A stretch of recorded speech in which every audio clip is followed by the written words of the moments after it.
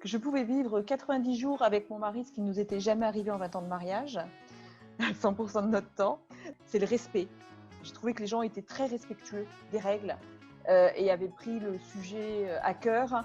Et on avait vraiment des voisins qui respectaient, qui ne sortaient pas, des voisins qui allaient aider les autres. Et ça, j'ai trouvé ça super en réalité.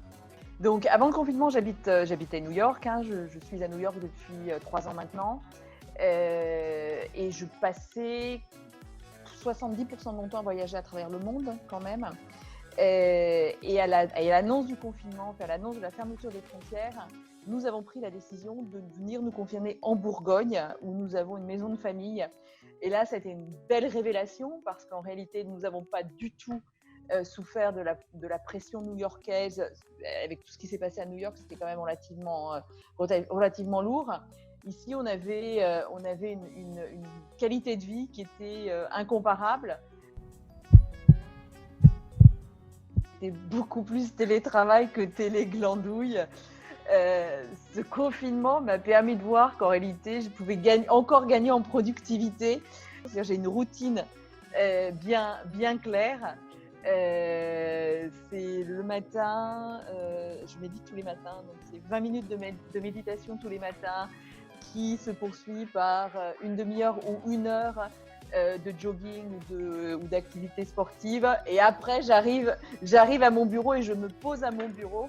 Et j'ai une assistante qui est très bien parce qu'elle me permet quand même de garder 1 heure pour déjeuner avec mon mari et la famille et 1 heure pour dîner le soir. Parce qu'en étant confinée en Bourgogne, mais travaillant surtout aux États-Unis, j'ai quand même, je vis un peu au rythme américain de ma Bourgogne. Le fait d'aller courir tous les matins, non, c'est un rite bourguignon. Je pense qu'on va trouver une nouvelle façon de vivre, ce que j'appelle le new normal, qui va être dans le respect de certaines règles, mais sur lequel on va retrouver des plaisirs de la vie. Quand tout le monde est connecté, les réunions sont beaucoup plus productives que quand on a moitié connecté, moitié en salle de réunion. Parce que les salles de réunion ont cette tendance à créer du brouhaha et à créer des secondes conversations, ce qui n'est pas le cas dans un meeting qui est complètement virtuel. Le titre du film, j'appellerais ça Rebirth for a Better Future.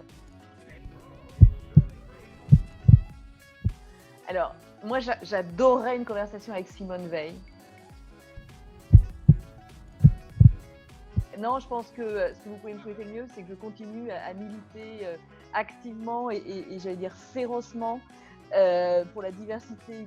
Beaucoup écrit ces derniers jours par rapport à ce qui se passe aux États-Unis sur l'histoire Floyd.